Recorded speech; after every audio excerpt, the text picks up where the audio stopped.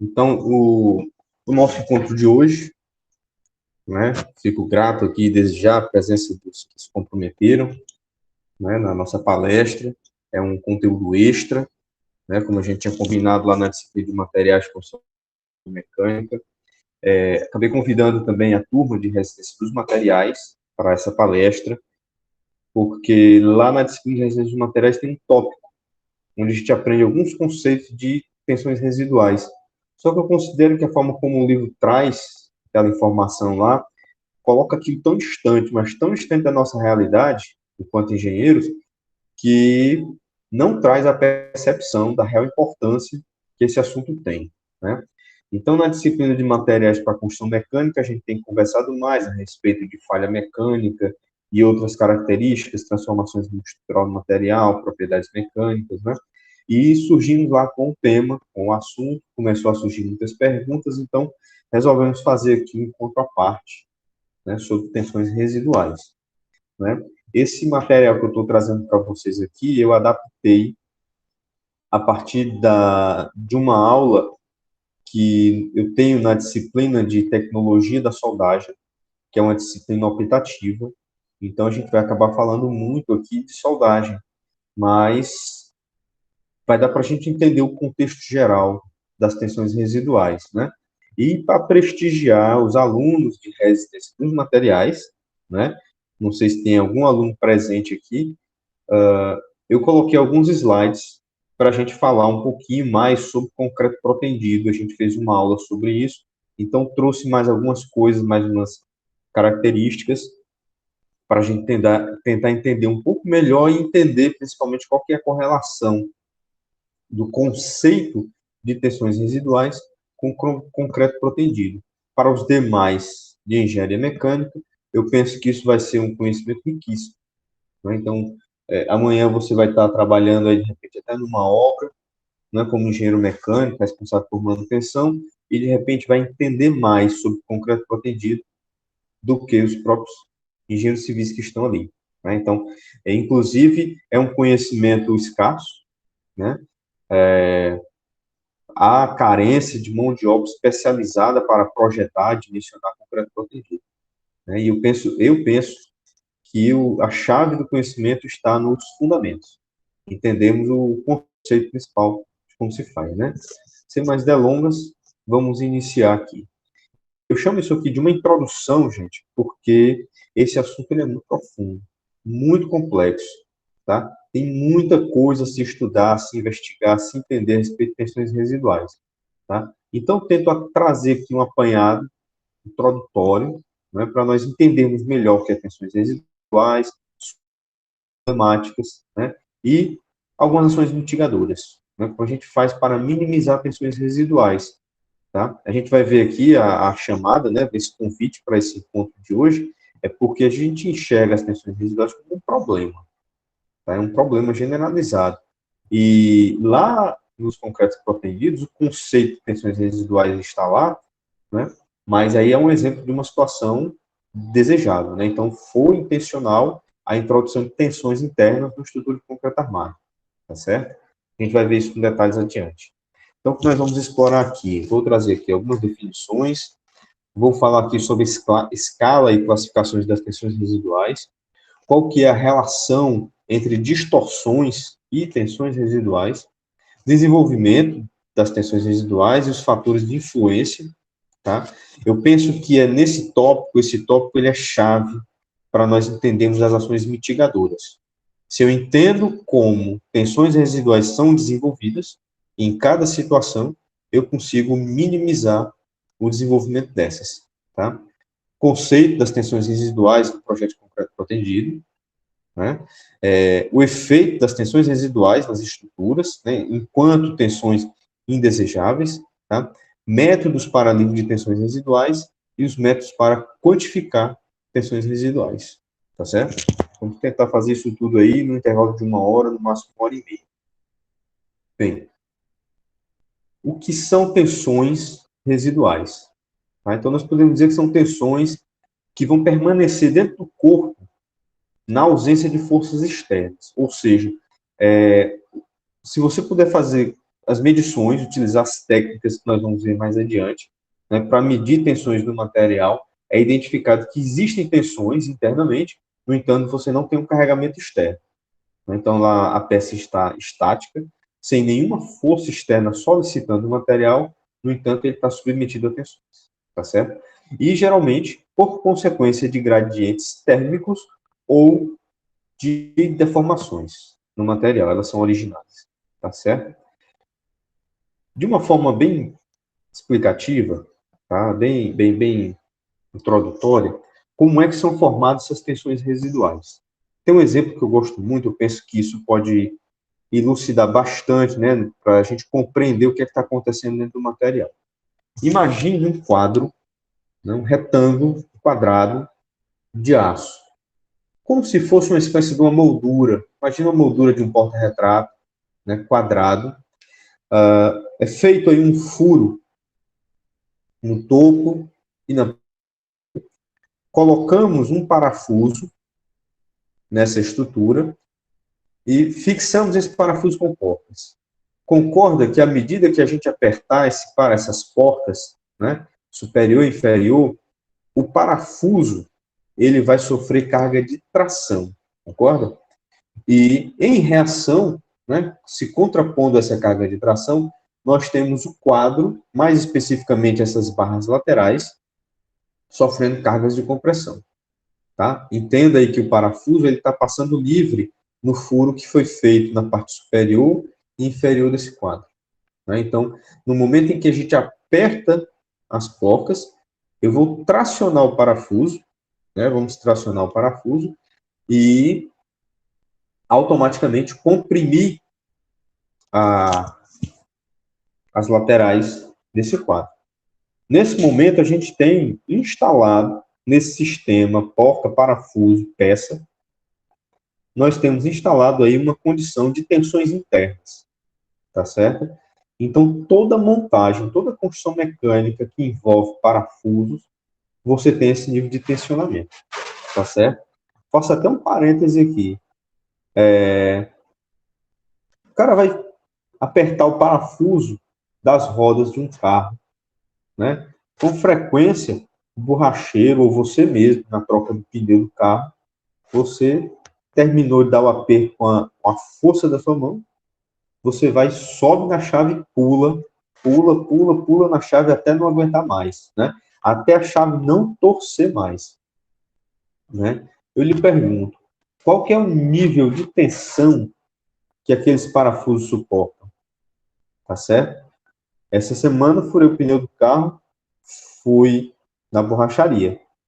O borracheiro pulou na chave. Eu não disse nada, porque o borracheiro não tinha metade do meu peso. Tá certo? Então, certamente ele não ultrapassou, né, os limites de tensão admissível ali para aquele parafuso, né? Mas, com frequência, né, os esforços inseridos ali, eles ultrapassam as tensões de projeto. Tá? E quando eu digo tensão de projeto, pessoal, não estou nem falando de deformar plasticamente. O parafuso ele tem que estar ainda permitir deformações elásticas quando solicitado em serviço. Quando esse carro começar a rodar, que sofrer esforços laterais, esses parafusos têm que aceitar, né, mais deformações, mais esforço sem quebrar.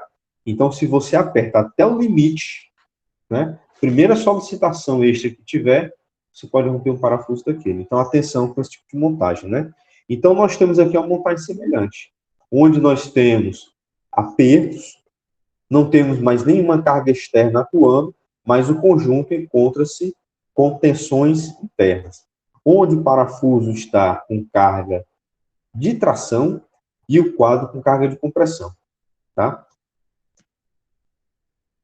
Agora imagine, tá? Tem uma representação, né? Então, não temos nenhum carregamento externo, somatório dos esforços, somatório de tensões internas nessa estrutura é igual a zero. Apesar do parafuso estar altamente solicitado em tração e o quadro altamente solicitado em compressão, certo? Nós temos aqui, pessoal, uma classificação das tensões residuais. Nós podemos dividir as tensões residuais em 3 grupos são as tensões do tipo 1, tipo 2 e tipo 3, tá? Vamos chamar as tensões do tipo 1 de macrotensões, ou ainda tensões residuais de primeira ordem. Tá? Se você for pesquisar na internet, você pode pesquisar por esses três termos, você vai encontrar muita coisa a respeito, inclusive técnicas de como medir tensões de primeira ordem. Tá? O que caracteriza as tensões de primeira ordem? Elas variam continuamente ao longo de grandes distâncias do ponto de vista microscópico, tá certo? Então, quando a gente olha a microestrutura do material, aquela história de vários grãos dentro do aço, né? As tensões de primeira ordem, elas abrangem vários grãos no material, tá? As tensões de segunda ordem, ou tensões do tipo 2, também chamadas aí de microtensões, ou ainda tensões intergranulares. Estou trazendo para vocês aqui todas as palavras-chave desse tema, tá certo? Essas tensões de segunda ordem, elas vão variar dentro do tamanho do grão, tá certo? Lá nas tensões de primeira ordem, o equilíbrio de tensões internas do material é um somatório, né, das tensões de tração e de compressão dentro da microestrutura da seguinte forma: qual que é a tensão média desse grão, qual é a tensão média desse outro grão, né? Então, um grão tem tensões médias trativas, esse grão vizinho vão ter tensões médias compressivas, e aí você tem vários grãos na estrutura. O somatório, né, das tensões de cada um desses grãos vai ser igual a zero. Nas tensões de segunda ordem, essa distribuição de tensão, ou seja, esses gradientes de tensões, estão dentro do grão, tá certo? E lá nas tensões de terceira ordem, tá? Microtensões geradas em nível atômico, isso aí está a nível das discordâncias, né? Ou seja, os defeitos lineares que nós temos dentro dos aços, tá certo? É aquela história que você tem, por exemplo, uma região dentro do material, né? Uma linha, lá no caso das discordâncias de aresta ou de cunha, né? Onde você tem a parte onde você tem um plano cristalográfico extra dentro do material, né? Os planos vizinhos, né? Os planos vizinhos, tá? Imagina aqui, plano extra, tá? Tá aí o plano extra. Esse plano do meio aí está forçando os planos adjacentes, que eu estou representando aí com as mãos, né? Então, esses planos adjacentes, por conta desse plano extra cristalográfico, está forçando tensões compressivas, né? Talvez o pessoal de resistência dos materiais foi um pouco com essa parte que eu estou falando, porque esse já é um assunto de materiais de construção mecânica. Quem interessar, entre em contato comigo, que eu posso compartilhar um ou dois slides, né, para você entender melhor o que eu acabei de mencionar aqui, tá? Então, nessa região aqui, onde a gente tem um plano extra, né, os planos vizinhos estão submetidos a tensões, sujeitos a tensões de compressão, né? Nos planos inferiores, onde essa discordância acaba, né, ou seja, nesses planos aqui inferiores, esse plano extra está causando afastamento, né? Então nós temos as tensões trativas. Então, isso aí são as tensões de terceira ordem, ou de nível atômico, ou ainda tensões ao nível das discordâncias, que são os defeitos lineares dentro dos materiais cristalográficos, aços, ligas ferrosas e não ferrosas. Né? Todas têm esses defeitos internos. E a gente estuda isso aprofundadamente em materiais de construção mecânica e entende que é a presença dessas discordâncias que facilita com que ocorram deformações plásticas no material quando a gente ultrapassa o limite de escoamento, né? Então, essa aqui é uma representação gráfica dessas tensões, tá? Então, se nós fizermos um somatório de todos esses grafiquinhos que vocês estão vendo aí, tá ok? Então, esses grafiquinhos aí são, vamos dizer que isso aí foi obtido através de ultrassom, tá? Vamos dizer. Então, essas oscilações todas aqui, ó, dentro desse círculo vermelho, tá? São as tensões de segunda ordem, tá certo? Cada pico desse daqui, diríamos que são as tensões de terceira ordem. E o somatório de tudo, ó, o conjunto abrangendo todos os grãos, tá, da estrutura cristalina do aço. Então, quando a gente olha um aço no microscópio, a gente vai ver esse aspecto, né, nele, né, que são os grãos. Então, o somatório das tensões dentro desse grão, mais esse, mais esse, mais esse outro, mais esse outro. Então, nós vamos ter as tensões de primeira ordem, tá? Então, esse aqui é um gráfico de medição de tensão, onde está mostrando aí a linha, ó, essa aqui é a linha média, tá, das tensões de primeira ordem, tá, ok? Que já chama a atenção aqui, é o que mais nos interessa, nos problemas mais recorrentes de tensões residuais. São as tensões de primeira ordem, são as mais significativas, tá?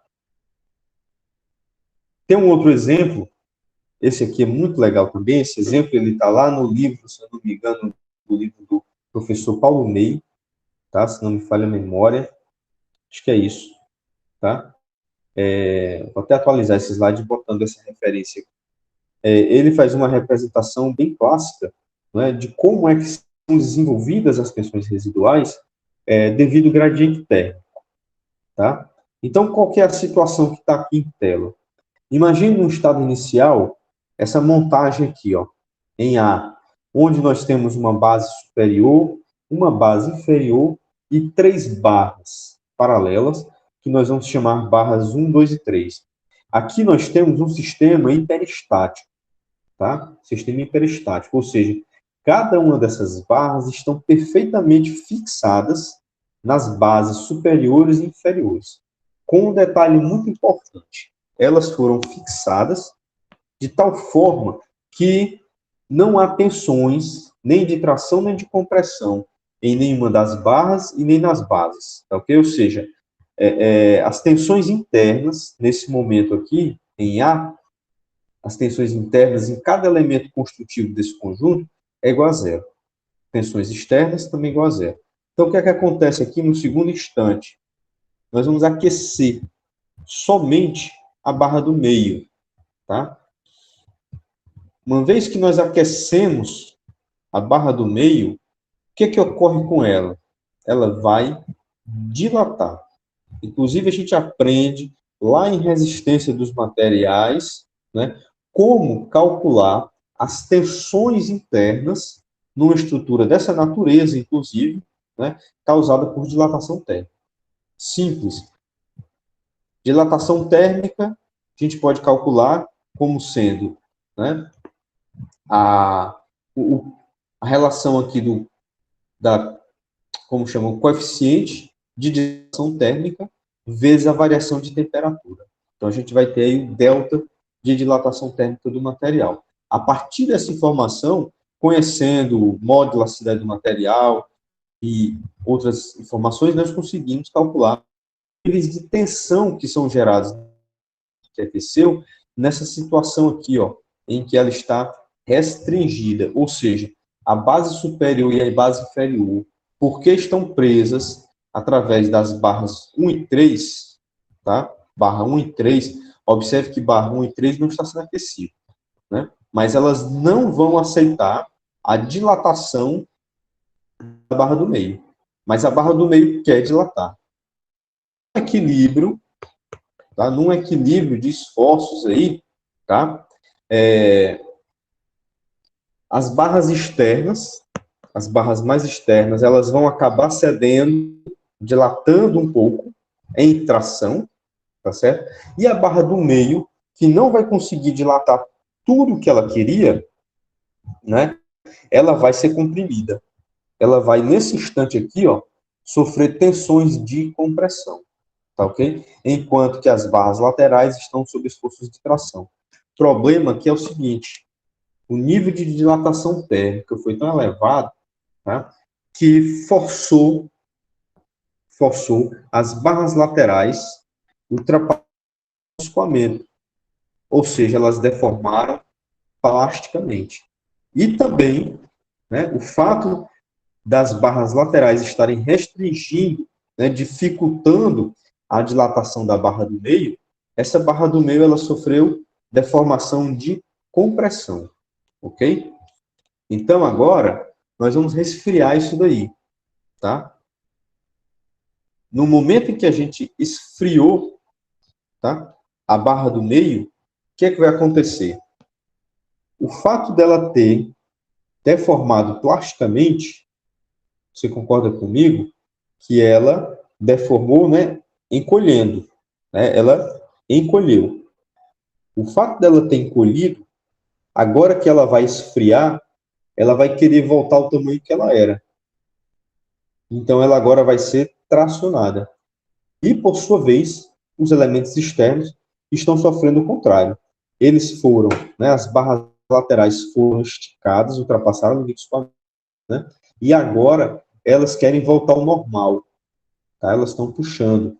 Então, nesse instante, por conta do desenvolvimento de deformações plásticas, tá? De deformações plásticas em todas as barras, umas deformando plasticamente em tração, as barras externas, e a barra do meio deformando plasticamente em compressão, nós temos agora uma inversão das distribuições de tensão nesse sistema. Então, agora que o conjunto resfriou, do meio vai ficar submetido a tensões de tração e as barras externas submetidas a tensões de compressão. Por quê? Porque agora a barra do meio quer voltar ao comprimento inicial, tá? Está empurrando as bases, né? Então, nós temos aí um equilíbrio, tá? Tá certo? Perdão, o contrário, né? As barras de fora querem voltar, né? E querem dilatar e as barras do meio querem comprimir. Então, nós temos aí, no final, as barras externas submetidas à compressão e a do meio submetida à tensão de tração. Então, quando ocorre um gradiente de temperatura no material, tá? Determinadas regiões do material se dilatam mais do que outras regiões. Aquelas que se dilataram mais, né, vão deformar as adjacentes, e essas regiões adjacentes não aceitam toda a deformação que aquele que está dilatando está querendo impor ao sistema, então vai fazer o mesmo jogo de equilíbrio aqui, de tração e compressão. Da forma como isso vai haver a mesma inversão de tensões. Tá ok? Então, ali é o fundamento de como o gradiente térmico causa tensão residual numa estrutura. Tá? As origens das tensões residuais. Então, a gente pode classificar essas origens em 3 grupos. São as tensões de origem mecânica, tensões de origem térmica e as tensões de origem físico-química. Essas tensões de origem mecânica, elas estão associadas aos processos de fabricação, processos metalúrgicos, né, que vão produzir deformação plástica não uniforme no material. Exemplo, soldagem, né, usinagem, processo de fundição, tá ok? Então, nesses processos, vai haver, perdão, fundição não, é o processo, desculpa, estou confundindo aqui, processo de soldagem e processo de fundição, né, a gente vai ter a origem térmica. E no de origem mecânica, o que é que nós temos? Processos de usinagem e processos de conformação mecânica. Tá? Então, quando você, por exemplo, dobra uma barra de aço, tá? Dobra, por exemplo, um vergalhão, né? Aquela região da dobradura, ela vai haver ali um acúmulo de tensões internas, que são tensões residuais. Processo de usinagem. Durante o processo em que a ferramenta passa cortando o material, ou seja, lá no processo de remoção de cavaco, tá? Lá na superfície do material, nós vamos ter o que a gente chama de microdeformações. Tá? Microdeformações.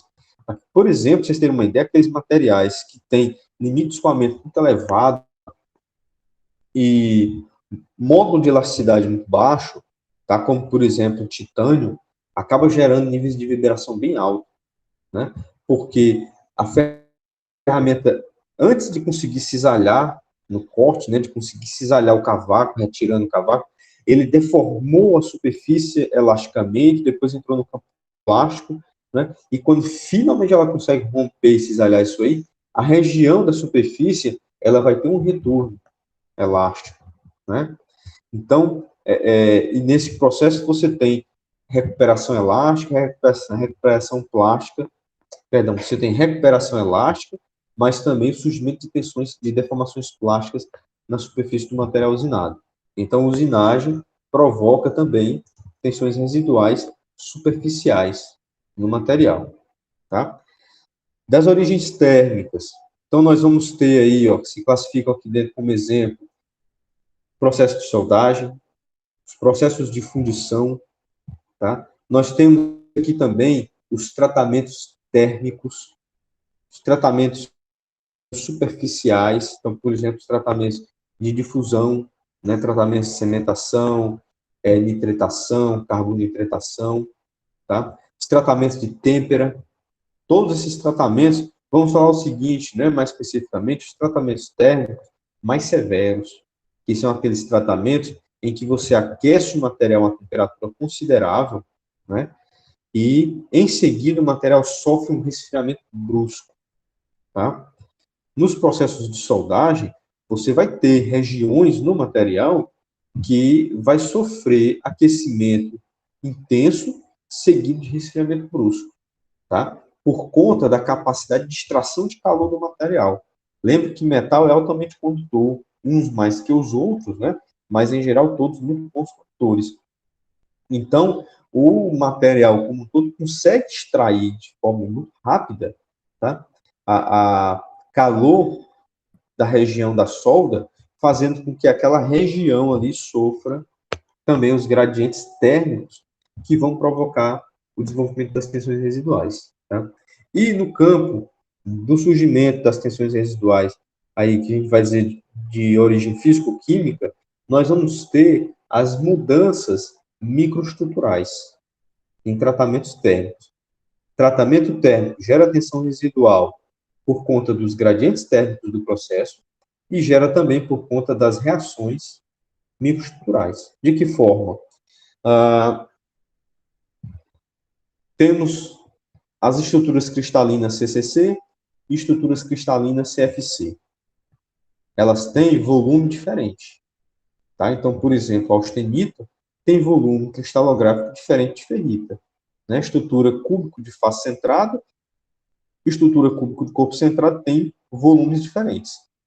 Quando o material ele está resfriando e ele sai da estrutura austenítica e vai para a estrutura ferrítica, ele muda a estrutura cristalina, tá? Nessa mudança, há contrações no material, tá? E esse processo de alteração, né, contrações em umas regiões, dilatações em outras, enfim, nós temos equilíbrios aí, tá? Então, você tem aí surgimento de tensões. Temos também a formação dessas tensões residuais na formação de outras estruturas, tá? Então, por exemplo, na formação da martensita, que a gente vai estudar mais adiante lá em materiais de construção mecânica, que é uma estrutura muito dura, né? Então, essa estrutura, para comportar a presença do carbono lá dentro dela, quando o material resfria, a austenita, quando resfria muito rápido, né, que não dá tempo dela sair de austenita para ferrita, então ela vai distorcer para conseguir suportar a presença dos elementos de ligas dissolvidos na matriz, né? Então essa distorção da estrutura cristalina também vai causar tensões residuais, tá certo? E aí nós temos também o surgimento dos precipitados, tá? Um exemplo clássico de precipitado, que é um grande problema metalúrgico, né, na soldagem e superaquecimento, de uma forma geral, de determinados ácidos inoxidáveis, né? Então, esses determinadas ligas de ácidos inoxidáveis mais suscetíveis ao que a gente chama lá de fenômeno de sensitização. O que é sensitização? Devido à elevada temperatura, você permite que o carbono comece um processo de difusão lá dentro do aço inox, e nesse processo ele encontra os átomos de cromo. Ele consegue roubar os átomos de cromo das ligações formando o que a gente chama de carbonetos de cromo, ou carbetos de cromo, tá? Esses precipitados, esses carbonetos, tá? Eles são grandes em comparação ao que eles eram lá dentro do material, enquanto separados, né? Então, essa ligação do carbono formando esses carbonetos de cromo, eles não conseguem mais caber dentro da matriz, ou seja, dentro do grão do material, então eles são expulsos, né? Ocorre lá um fenômeno de precipitação. Então, para eles se unirem, eles saem de dentro do contorno, né, e se estabilizam lá nos contornos de grão, vamos dizer assim. E eles são grandes, são grosseiros. Então, a gente tem dois problemas. Além de você perder cromo e o material, inclusive, correr o risco de deixar de ser aço inoxidável, ou seja, ele perdeu o teor de cromo, então aquelas regiões que diminuiu a composição do elemento de liga, ele vai deixar de ter as características de aço inoxidável, tá? Então, ele já está susceptível a processos de corrosão, que não estaria antes, como se não bastasse, esses carbonetos de cromo lá nos contornos de grão, eles vão ser pontos concentradores de tensão, tá? Tudo isso daí é tensão residual. Então, esses carbonetos de cromo, num local que não cabe eles, tensionando grãos adjacentes, tensões residuais também, tá certo? Fora outros precipitados que podem ocorrer nos materiais, tá ok? Professor, rapidinho. Sim. Esmerilhamento e jateamento, eles são considerados agentes que provocam... Tensões eles são origem superficiais. mecânica. Exatamente, isso. Origem mecânica, né? Ótimo exemplo. Obrigado. Ótimo exemplo. Esmerilhamento, jateamento com jateamento de areia, jateamento com granalha de aço, tá? Então, esses processos vão gerar deformação plástica também superficial. São tensões residuais superficiais, tá certo? É um problema? Mas, né, então, é um processo que, por exemplo, vai tornar a superfície do material um pouco mais reativo, né? Poxa, eu vou diminuir, porque a gente vai chegar aqui numa conclusão mais adiante, que o grande problema das tensões residuais é que ela diminui, tá?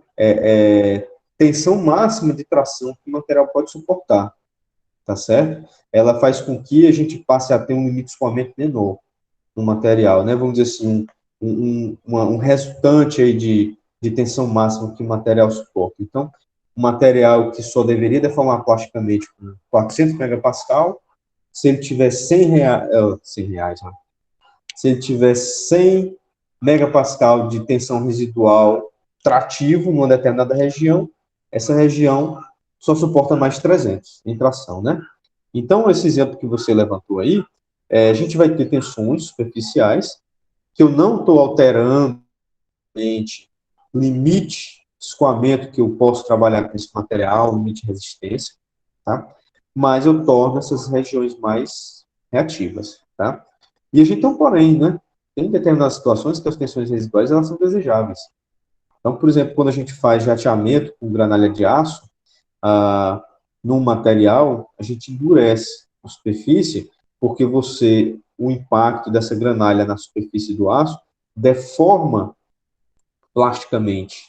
Então, estou introduzindo tensões residuais compressivas na superfície, estou deformando plasticamente compressão. Então, esse material, ele passa, por exemplo, a ser um pouco mais resistente à fadiga, à falha por fadiga. A gente vai ver mais adiante isso na nossa disciplina de materiais de construção mecânica. Na semana que vem, a gente vai entrar em falha por fadiga, né? E vai ver esse exemplo lá, né? Então, deformou a superfície plasticamente por compressão, já fica mais difícil de abrir uma trinca na superfície. Quanto mais difícil abrir uma trinca, mais difícil iniciar a falha por fadiga, né? A propagação da falha por fadiga, tá? Então, para a gente entender um pouco mais aqui sobre as tensões residuais, vamos trazer aqui para essa área da soldagem, por que que eu levei esse assunto, né, lá para dentro de soldagem? Por que eu propus no currículo do curso isso lá? Né? Chamei vocês para essa palestra porque esse assunto aqui ele não é discutido em nenhuma disciplina obrigatória, Tá? Eu desconheço que qualquer outro professor do curso, né, eu já participei dos processos de avaliação do curso, de reformulação de grade, né, com equipes de professores, né, e esse conteúdo ele não é contemplado na grade, tá? Porque já é um assunto mais específico, um pouco mais aprofundado, né? Então, ele foi, né, encaixado dentro de disciplinas optativas. E a disciplina optativa que a gente colocou foi soldagem, por entender que as tensões residuais, elas são o ponto mais crítico das tensões residuais, estão associadas exatamente nos processos de soldagem. Então, lá é onde se torna um problema sério, um problema crítico, né? Então, quais são as fontes de tensão residual no processo de soldagem? A gente pode desenvolver tensão residual durante o processo de contração no resfriamento, tá? Obviamente, você teve dilatação no aquecimento, tá? Vamos, inclusive, ser mais específicos, né? Gradientes de dilatação. Quando eu digo gradiente, pessoal, estou usando o termo técnico em sua acepção da palavra, tá? Nós temos, à medida que a gente se distancia do cordão de solda, nós temos níveis cada vez menores de dilatação, tá? Então, nas regiões mais adjacentes à linha de fusão, ou seja, onde o material não se liquefez, você tem picos elevadíssimos de dilatação do material. E à medida que você vai se distanciando, né, esse delta de deformação, volumétrico, inclusive, né, uma deformação, uma dilatação volumétrica, né, ele vai diminuindo, tá? Consecutivamente, aquelas regiões que dilatam mais, elas deformam as regiões adjacentes que dilataram um pouco menos, tá certo? Então, quem deforma o vizinho que dilatou menos. Então, aí começa a gerar o processo de gradiente de deformação, tá? Por conta dos dilatação. Quando esfria, na contração, nós vamos ter o surgimento das tensões residuais, tá? Temos uma outra situação muito séria, tá? Que é o resfriamento superficial intenso. Então, quando a gente está trabalhando com chapas de maiores espessuras, tá? Professor, o que é que a gente vai considerar chapa de maior espessura? Depende do gradiente de extração de calor, tá? Para vocês terem uma ideia, no processo de simulação computacional, em chapas de aço, chapas de alumínio, através de simulações, tá? A gente consegue constatar, e depois em laboratório, medindo real, com termopar, a gente consegue constatar que aqui a chapa, tá? Na chapa, se eu boto um termopar aqui em cima e um termopar aqui embaixo da chapa, né? E passo um cordão de solda aqui, tá certo? Passo um cordão de solda do lado do termopar, vamos dizer que os meus dedos aqui, ó, pinçados, tá? São os termopares, tá? Faço o cordão de solda aqui do lado, ó, né? Estou passando o cordão de solda aqui do lado. Então, a temperatura que esse termopar lê é praticamente a mesma temperatura que esse termopar aqui vai ler. Ou seja, para determinadas situações, a gente vai considerar que chapa fina, né, é aquela situação em que no instante que você solda na parte de cima, a parte de baixo já sente mesmo aporte térmico. Nós estamos falando aqui de diferença de pouquíssimos graus, 2, 3, 4 graus, tá? Para uma coisa que foi, sei lá, a 700 graus, a 1000 graus, dependendo do material, né? A 1500 graus, tá? 2, 3 graus de diferença de uma superfície para outra é muito pouco, tá? Então, e eu já fiz experimento no laboratório, tá? Com chapa de 2 milímetros, para a gente constatar a diferença de 2 graus. Instantâneo, você soldou em cima, na hora que o termopar de cima leu 700, esse aqui leu 698. Então, isso é igual, né? Então, para quem faz matemática pode ser diferente, mas para engenheiro isso aí é igual, tá certo? É insignificante uma diferençazinha dessa, tá?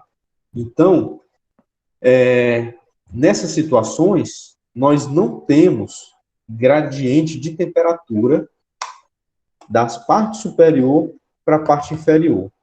O problema é grossa, ou seja, a partir do instante em que a temperatura que é lida aqui em cima passa a ser diferente da temperatura que é embaixo, nós temos um gradiente de temperatura, tá certo? Então, se aqui em cima você lê os 700 graus e no mesmo instante, na mesma posição oposta, né, lê os 600, você tem um gradiente de 100 graus Celsius, né? Você tem um delta de 100 graus Celsius. E é um gradiente ali dentro. Então, nós, nessa situação aqui, devido ao resfriamento superficial intenso, o que é isso? A superfície está resfriando muito mais rápido do que a parte inferior, ou então do que o centro do material. Tá? Então, vamos dizer assim. Então, esse gradiente aí vai gerar também as tensões residuais, tá certo? E, não menos importante, as transformações de fases que podem ocorrer durante os processos de soldagem, tá?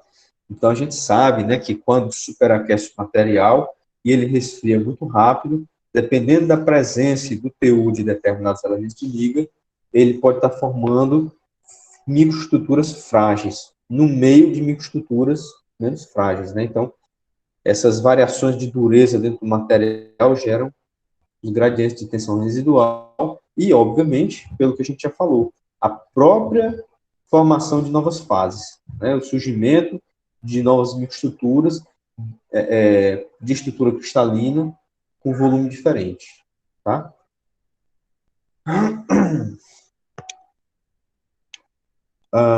Esse grafiquinho que nós temos aqui, na parte de baixo do slide, tá? É a medição de curvas de resfriamento, tá?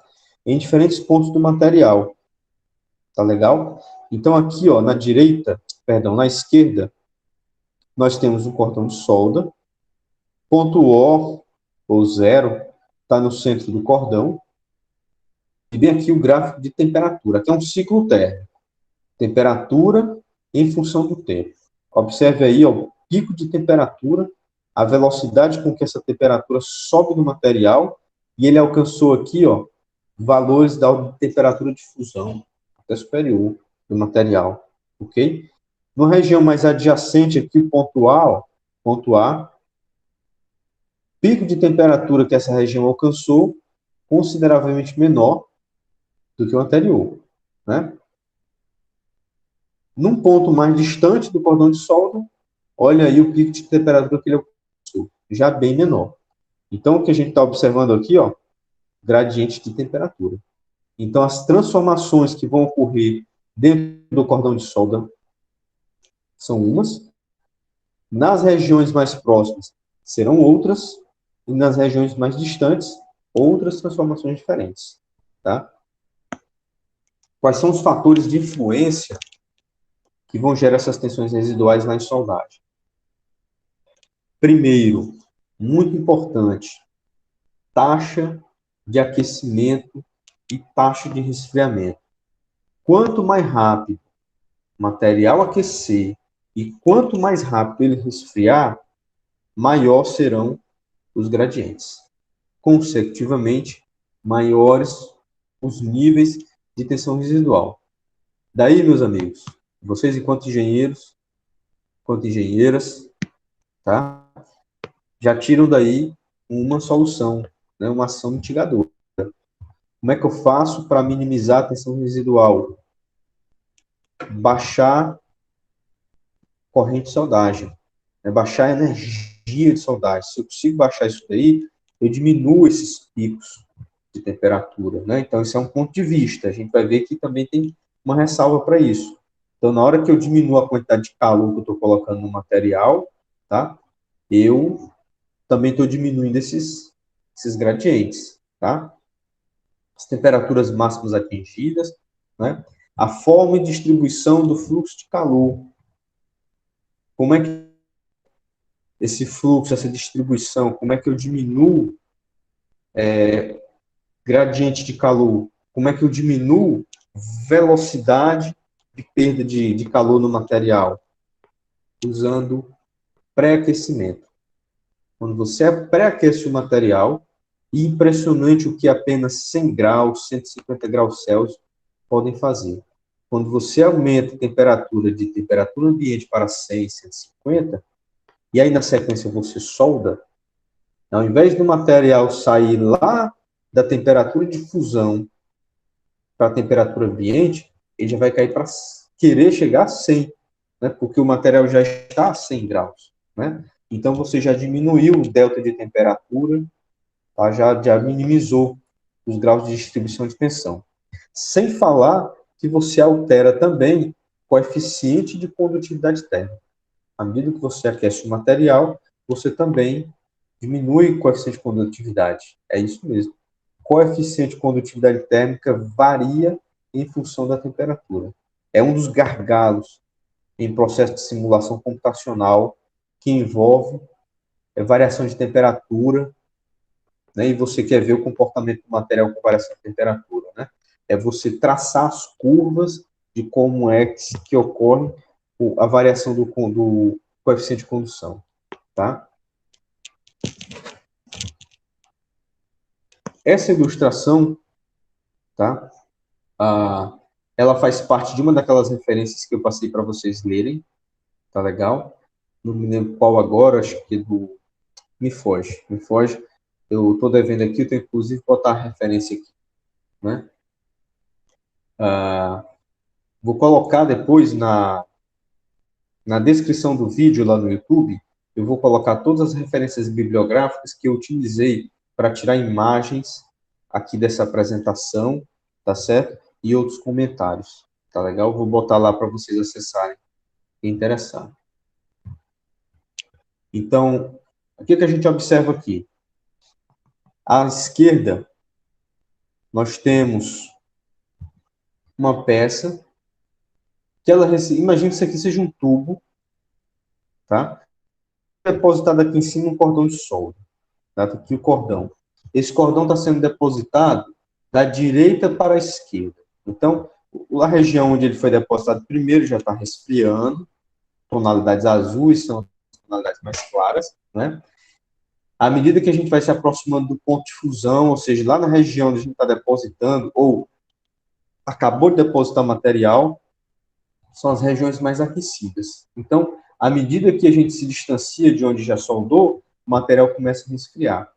E observe que nós temos uma frente de aquecimento no processo de soldagem. Então, o arco voltaico está bem aqui nesse ponto vermelho, mais carnado. Tá? Na região adjacente, ó, ainda vai sofrer solda, ainda não foi depositado material, mas a condução térmica de calor já está fazendo uma frente de aquecimento aí no material. Então, nós temos o gradiente de calor no material da forma como está ilustrado aqui, tá certo? Material sofrendo expansão, né, dilatação térmica. E aí, o que é que nós vamos fazer para o nosso entendimento aqui? Vamos pegar um volume de controle numa porção do material que está no estado sólido, né? Está aqui, o volumezinho de controle. E vamos olhar aqui esse volume de controle, tá? Então, o que é que acontece no instante que essa porção de material é aquecida? Aqui, ele inicialmente sofreu aquecimento. Ele quer dilatar. Esse cubo aí, ele quer dilatar, tá certo? E as regiões adjacentes estão forçando com que ele não dilate. Por quê? Poxa, professor, as regiões adjacentes também não estão aquecidas? Estão. Só que enquanto esse quadradinho aqui ele está vermelho, o quadrado vizinho está laranja, está amarelo, está verde, ou seja, está em temperatura menor, está dilatando menos, né? Então está impedindo que ele dilate, tá certo? E ele quer se expandir.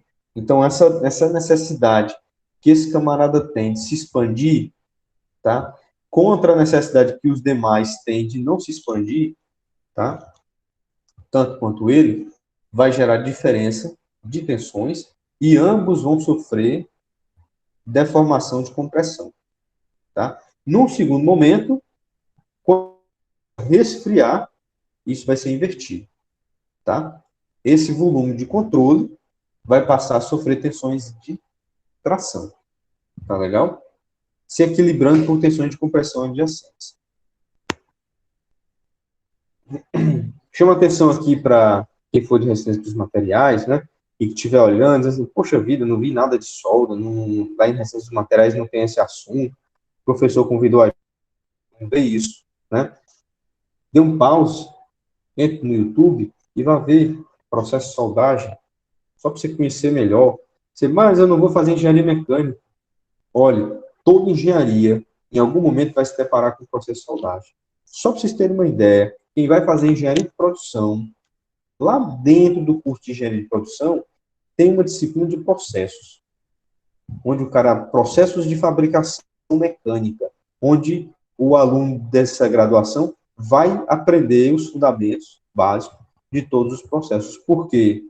Porque vai se deparar no mercado de trabalho com esse processo. Não, eu vou fazer engenharia química.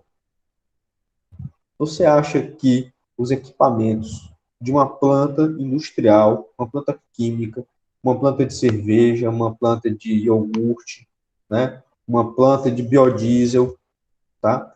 Esses equipamentos foram construídos como? E no dia que um equipamento desse sofrer uma corrosão, furar, como é que você vai reparar isso daí? Soldagem. Soldagem. Né?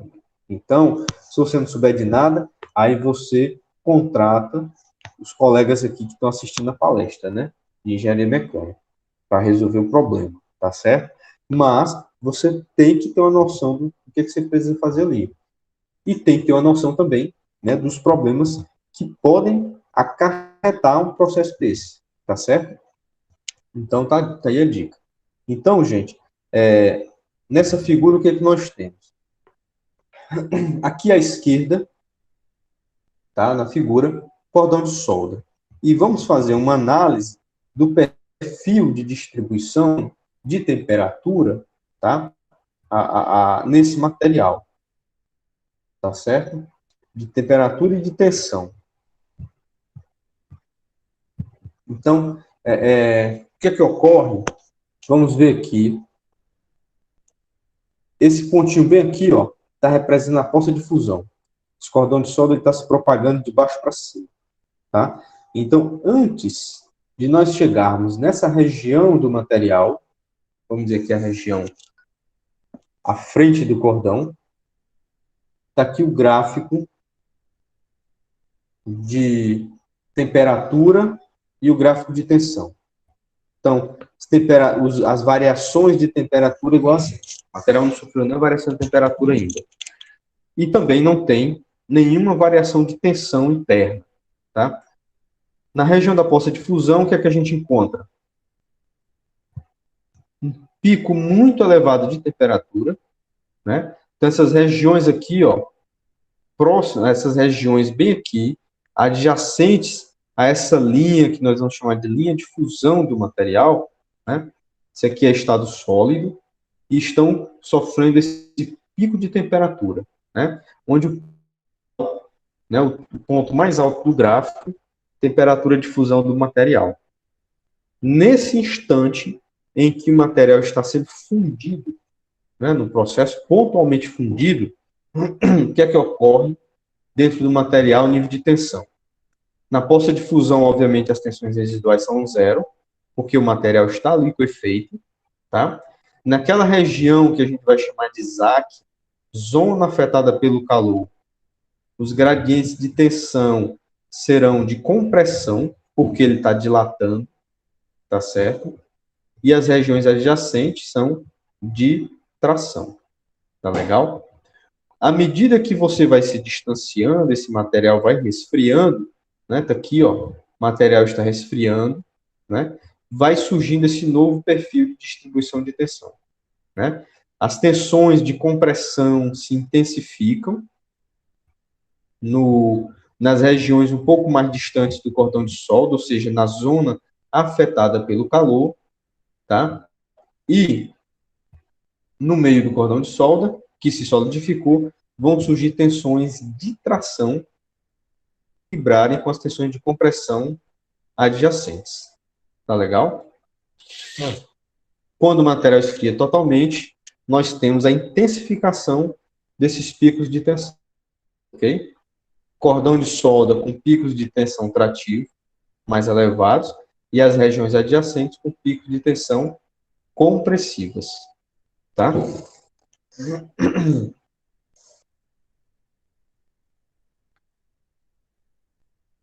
Outras reações, né, a gente tem que ter em mente que causa lá com outros perfis de distribuição de tensão que a gente também tem no cordão de solda. Né? Então, o que a gente viu foi transversal e do ponto de vista longitudinal, tá? Então, imagina esse quadrado externo aqui, ó, é uma chapa, em cima dessa chapa, um cordão de solda, tá? E se nós fizermos as medições da distribuição de tensão residual em cima dessa chapa, o que vai ser observado, tá? É que nas regiões mais centrais da chapa, em cima do cordão de solda, nós vamos ter picos mais elevados de tração, tá? E nas extremidades da chapa, nós vamos ter compressão, tá certo? Compressão.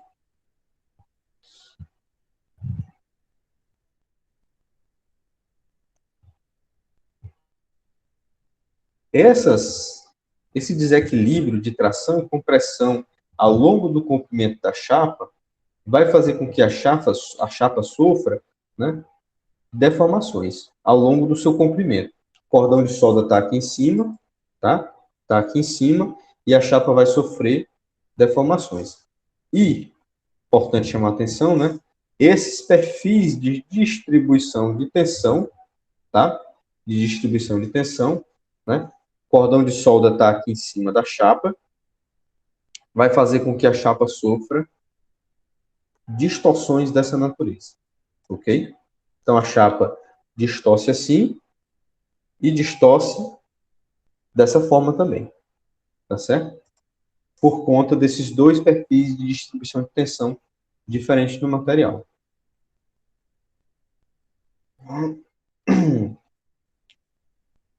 Aqui detalhando um pouco mais, né, como é que o resfriamento gera essas tensões, tá? No caso, o resfriamento superficial intenso.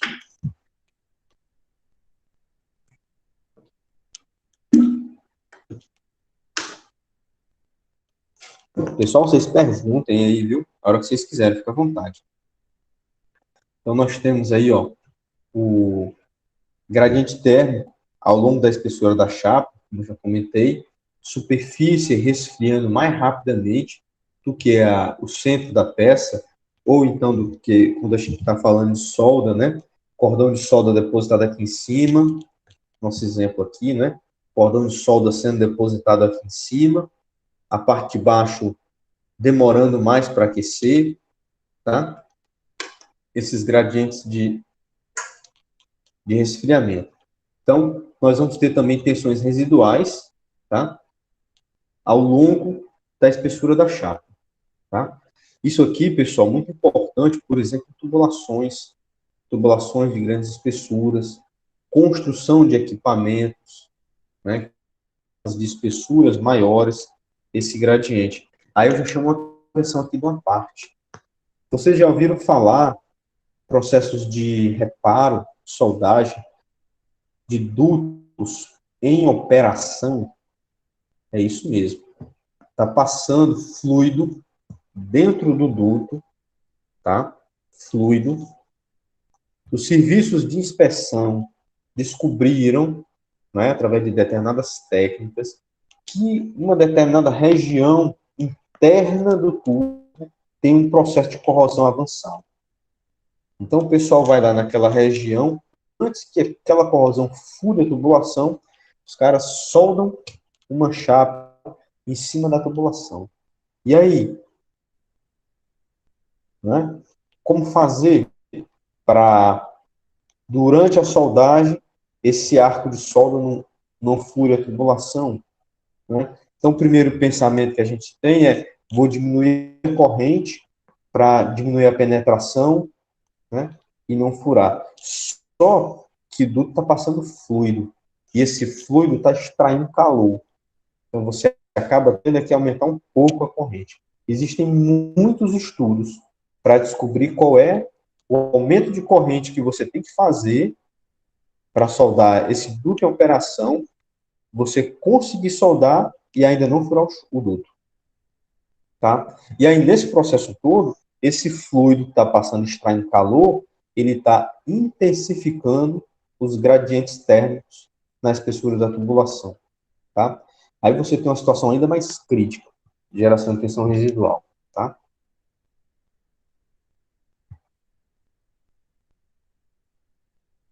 E aqui, comentando um pouco mais das tensões devido às transformações de fase. Eu já acabei comentando lá a formação aí de austenita e ferrita, quando há o resfriamento mais lento, e se a gente tiver uma taxa de resfriamento severo, ao invés de formar ferrita, a gente vai formar martensita. E nesse processo, tanto a estrutura tem volume maior, né? O volume da célula unitária da martensita é maior do que o da ferrita e da martensita, aliás, da austenita, como a questão dos gradientes térmicos. Tá certo? Aí, pessoal, eu faço aqui uma exemplificação, tá? Agora, trazendo o conceito das tensões residuais, eu penso que esse ponto aqui é o ponto que mais interessa o pessoal lá de resistência dos materiais, tá?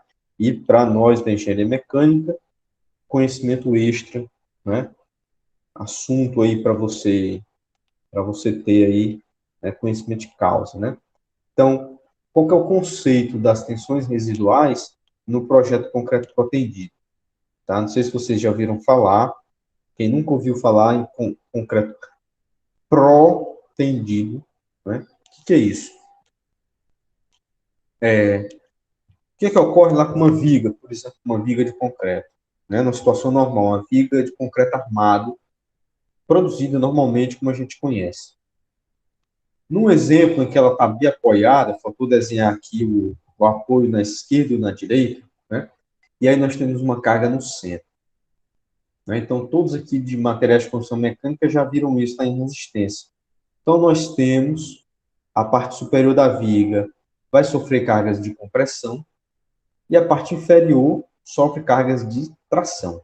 Né? Sabemos, né, principalmente quem faz lá em engenharia civil, que o concreto suporta perfeitamente cargas de tração, mas ele não é eficiente em cargas de compressão. Né? Então, quem é que suporta as tensões trativas no estrutura de concreto armado? O aço.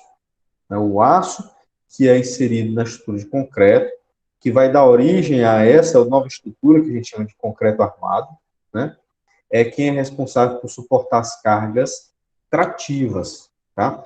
Então, aqui embaixo eu tenho uma ilustração, ó, uma representação, uma fotografia do ensaio de flexão em uma viga. Tá? Então, a carga sendo aplicada aqui no meio. Tá? Então, não está aparecendo aqui os apoios estão fora da figura. Mas o que a gente observa aqui? Ó? Surgimento de fissuras. Tá? Pessoal, a parte inferior dessa viga, submetida à carga de tração, ela quer se abrir. Né? Então, o concreto, tanto ele não tem boa resistência à tração, como ele não tem característica de boa deformação elástica como o aço. Tá certo? Então, mesmo uma estrutura de concreto armado, tá? Ela não é tão eficiente para suportar essas cargas de tração na parte inferior. Então, por mais que a estrutura de concreto armado ela passe a suportar consideravelmente mais carga para forçar esse processo de flexão dessa natureza, né? Ainda assim isso tem um limite. E o limite, tá? É o limite do concreto não falhar, aqui embaixo. Tá? Então, o concreto começa a falhar aqui, ó, e o aço ainda está no campo elástico. Só para você ter uma ideia. Tá? Imagina se essa estrutura não tivesse aço dentro. Tá? Então, o que é que ocorre? Como eu comentei, né, o concreto ele é responsável por suportar tensões compressivas na estrutura concreta armada. E o aço suportar as tensões trativas. Para a gente ter uma ideia... Oi, diga. Só uma curiosidade nessas imagens aí da anterior, né? Sim. Essa imagem aí do lado esquerdo, que mostra a viga com a ferragem superior, que seria a ferragem negativa. Sim. Desculpe, a negativa, e a inferior, que é a ferragem positiva. Se ela foi dimensionada, por exemplo, para uma carga pontual como está aí, ou essa ferragem negativa Desnecessário. está superdimensionada, ou melhor, subdimensionada, ou a ferragem positiva estaria superdimensionada, porque, teoricamente, ela não seria iguais não, né? Superior. Exatamente, é desnecessário. Tá? Então, em geral, uma viga tem essa distribuição de aço na parte inferior e superior. Tá? A gente vai ver lá em resíduos materiais os gráficos de distribuição de tensão, de força cortante, momento fletor. Né? Então, a gente vai ver, por exemplo, uma situação, né, onde a viga é bem apoiada, mas ela passa dos apoios, ela tem extremidades em balanço. Né? Então, em cima da coluna, é onde a gente precisa desse aço na parte superior. Que a gente vai aprender lá que aqui no meio, né, vamos supor que ela está apoiada bem aqui no meio, a parte aqui sofre compressão, a parte de baixo sofre tração, né, mas lá nos apoios, em cima das colunas, né, nós temos uma inversão de força cortante e uma inversão também do momento fletor, tá? Então, daí a importância de você ter o aço na parte inferior e superior, né? Mas numa situação em que você constate, através de cálculo, né? E conceitualmente, que a parte superior da viga, a montagem que você vai ter, somente compressão de extremo a extremo, então é totalmente desnecessário esse aço. Mas foi muito bem levantada a questão por você, viu, Francisco? Muito bem observado. Tá? Então, gente, me falando, né, o concreto é responsável por compressão, o aço é responsável pelas cargas de tração, e para a gente ter uma noção, né, a literatura traz para a gente que o concreto, a capacidade dele de suportar tensões de tração é de apenas 10% do valor que ele suporta em compressão. Só para você ter uma ideia, como a capacidade dele é baixa, tá? E tendo em mente, tá? Tendo em mente que a capacidade de deformação elástica do concreto também é significativamente menor do que a capacidade de deformação elástica do aço, né?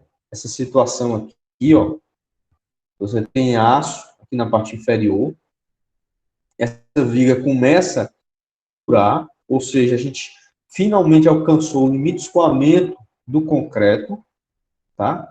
Com o carregamento, mas a gente ainda não alcançou o limite de escoamento do aço. Ele ainda está na fase elástica, tá? Mas a viga já fissurou, né? Ela já está fraturando aqui embaixo.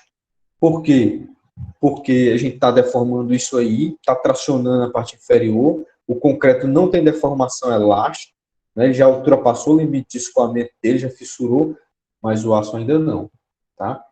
Então, pensando nessas características, tá? E obviamente pensando em muito mais coisas, tá? Eu não sou um conhecedor, tá? Ressalto para vocês, eu não sou um conhecedor de projeto de concreto protendido, tá? Eu penso que isso aqui fica totalmente na esfera dos colegas da engenharia civil, tá? Então, eu estou trazendo para vocês são conceituações que a gente traz lá de Resíduos dos Materiais 1, tá? E eu consegui, né, com algum conhecimento que eu tenho aqui de tensões residuais, identificar essa conceituação, trazer aqui, tá? Então, o que é o concreto protendido? Tá?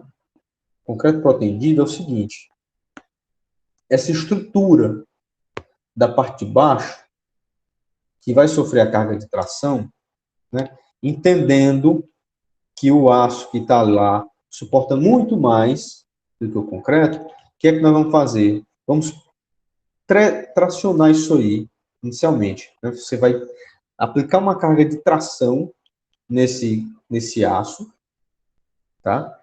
Numa estrutura adequada, é uma caixa apropriada, uma caixa robusta, né? Então, existem técnicas para fazer esse tracionamento. Você tem projeto de concreto protendido, onde você traciona o próprio vergalhão. Você tem outras em que você coloca cabos de aço, traciona esse material. Você tem adaptações na construção do concreto protendido, onde esse cabo de aço ele fica em contato direto com o concreto. Você tem outros tipos de montagem que esse cabo ele fica protegido por uma capa de plástico e a proteção é feita através de fixações externas à viga, né, tracionando o conjunto como um todo. Então, cabe aqui, né, para aqueles que se interessarem, um campo vasto de estudo para tanto aprender a calcular o concreto protendido, como aprender as etapas de produção desse elemento, tá? Mas, em linhas gerais, como é que ocorre? Antes de concretar, o aço da parte inferior da viga, ele é tracionado. Então, isso fica tracionado, carga externa, vai ser tracionado, tá? E, na sequência, é concretado. E esse aço continua tracionado. A carga externa fica lá, puxando. O concreto é colocado e isso é levado à cura. 4, 5 dias, 7 dias, o tempo que for necessário para fazer a cura de projeto aí dessa estrutura. Quando o concreto 100% da cura, as fixações, né, as cargas externas são retiradas, né? No momento em que você faz isso, o que é que ocorre com o aço? Ele vai... Só um instante. Saiu do ar minha tela? Continua aí, né? Tá. Pensei que tinha uma travada aqui, pensei que tinha saído. Então, voltando. Então, o que é que ocorre aqui? No instante que você tira os carregamentos externos, tá? Essa carga externa, né? O vergalhão quer voltar. Ele vai querer retornar ao comprimento inicial. Aí eu chamo a atenção aqui, né? Para dizer que essa carga externa, ela traciona o aço, ou esse cabo de aço, né, o elemento de proteção, né, traciona ele dentro do campo elástico. Isso é muito importante. Ele está tracionado dentro do campo elástico. E o nível de tensão que isso aí está tracionado, tá, ainda está longe do limite de escoamento do material. Perfeito? Porque esse elemento aí, ele continua, quando entrar em serviço, ele vai continuar suportando tensões trativas. Tá? Só que acontece, agora ele está introduzindo tensões compressivas no concreto. Tá? Então, isso é o concreto protendido. Eu tenho aqui duas figurinhas, tem uma foto, tá? Eu vou botar o link lá na descrição depois, da página que eu tirei isso daqui. É um site, acredito que é um fabricante de concreto protendido, e aqui são duas propostas diferentes. Essa da direita, você tem aí uma estrutura em que o material foi tracionado e ele está solidificado lá dentro.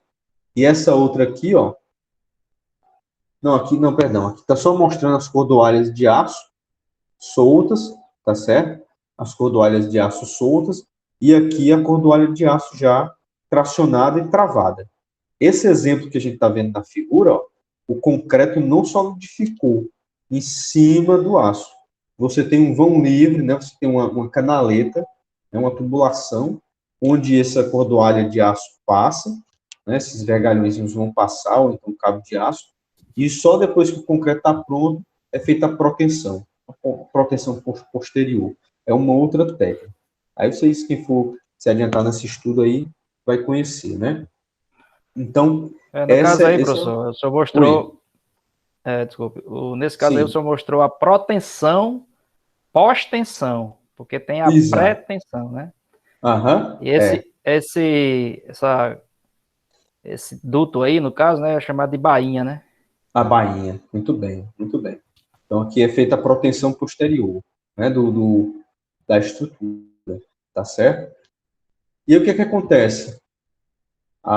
O aço vai introduzir tensões compressivas na estrutura, tá certo?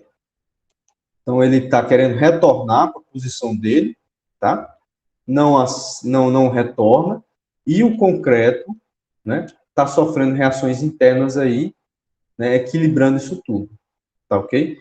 Então, você tem aí o concreto forçando tensões trativas no aço e o aço forçando tensões compressivas, tá? Então, quando uma viga dessa for entrar em serviço, aquela carga de flexão lá no meio dela, para fazer com que esse concreto, com a parte inferior, fissure, primeiro ele vai ter que vencer os valores de tensão compressiva que o aço está introduzindo no concreto. Só depois que você venceu essa carga é que você vai começar dentro do limite de tensão de tração do concreto, né? Então, você aumenta significativamente a resistência da estrutura. Uma estratégia dessa, você, por exemplo, pode reduzir a altura de viga, você faz vigas menores, né? O perfil mais baixo, tá? Para vigas de mesmo perfil, né, elevado, você consegue aumentar o nível de carregamento externo que isso suporta, tá certo? Então, tem suas aplicações, tá ok? Então, eu trago um grafiquinho aqui, ó, do limite do gráfico de tensão e deformação do aço, né? Aponto aí, ó, o limite de escoamento do material, limite de resistência do material, tá? E eu apontei aqui ilustrativamente, tá certo? Então, não é minha intenção trazer para vocês aqui valores, então aqui exigem projeto minucioso, né? Mas só para a gente ter uma ideia conceitual, tá? Então, esse pontinho aí, vamos chamar aí a tensão de proteção, tá? Tensão de proteção que vai ter uma deformação correspondente, uma deformação no campo elástico. Então, o aço que está lá dentro, ó, ele está tensionado nesse nível de tensão. E olha o tanto que ele ainda suporta em serviço. Qual é o objetivo do aço na estrutura de concreto armado? Suportar tração. Então, a gente utilizou uma fração da capacidade dele para introduzir tensões internas na estrutura, tá? E o restante da capacidade dele em tração está livre. Está disponível para ele exercer a função dele, que é suportar a tensão trativa. Tá legal? Então, não sei se ficou claro para vocês, né, a correlação, né, de tensões residuais com o concreto protendido. A correlação é exatamente o somatório de tensões internas da estrutura é igual a zero. Você olha para uma estrutura dessa, ela está parada, ela está estática, você não tem a menor ideia que lá dentro você tem níveis elevados de tensão de tração e níveis elevados de tensão de compressão, tá certo? Pessoal, uma parte aqui importante, né? Na hora que você faz a aplicação da carga de proteção no material, tá? Você aplica aí a tensão de proteção, você também tem que entender que o concreto, apesar de suportar muita compressão, né? Ele tem um limite. Então, essa carga de proteção aqui, ó, uma das coisas que ele tem que fazer é respeitar o limite de resistência à compressão do concreto. Tá ok? Então, obviamente, esse nível de tensão aqui do aço não pode, obviamente, ultrapassar o limite de resistência à compressão do concreto. Tá bom? Então, voltando, tá? Então, isso aqui que eu apresentei foi um bônus, tá? Para a gente de engenharia mecânica, tá? E para prestigiar os alunos de resistência dos materiais que eu convidei para entender um pouco mais de tensões residuais, tá? Não sei se temos alunos de resistência no momento assistindo, mas vou disponibilizar um vídeo depois, tanto para o pessoal de materiais de construção mecânica, como para o pessoal de resistência dos materiais. Tá? Bem, então, acho que já ficou patente, né, para a gente, né, qual que é a nossa preocupação com as tensões residuais. Os níveis de tensão que esses gradientes, tá, de tensão de tração, de compressão, podem desenvolver no material, eles podem ultrapassar o limite de escoamento. Eles podem atingir o limite de resistência do material. Tá? O material pode vir a romper por conta do surgimento de tensões residuais. Tá? Se isso não ocorre, tá? Mas você diminuiu a capacidade e limite de resistência do material. Tá? Então, você compromete, por exemplo, propriedades mecânicas da junta. Então, a metal de solda e zona afetada pelo calor, né, ficam com as propriedades comprometidas. Tá? Então, lá na zona afetada pelo calor, a gente mostrou que a gente vai ter uma região que tem maior nível de tensão de compressão, vai ter regiões com tensão de tração. O cordão de solda em si, maiores níveis de tensão residual de tração, ou seja, se esse material suporta 60.000 PSI, né, será que ele vai suportar tudo isso mesmo se os níveis de tensão residual estiverem elevados? Tá legal? Então, facilita, outro problema sério das tensões residuais, tá? Facilita a propagação de trinca. Né? Então, quem for fazer a disciplina de tecnologia da soldagem, a gente vai aprender, por exemplo, lá nas trincas de hidrogênio em aço. Né? São 3 os fatores para causar esse tipo de falha. É a presença de uma microestrutura susceptível.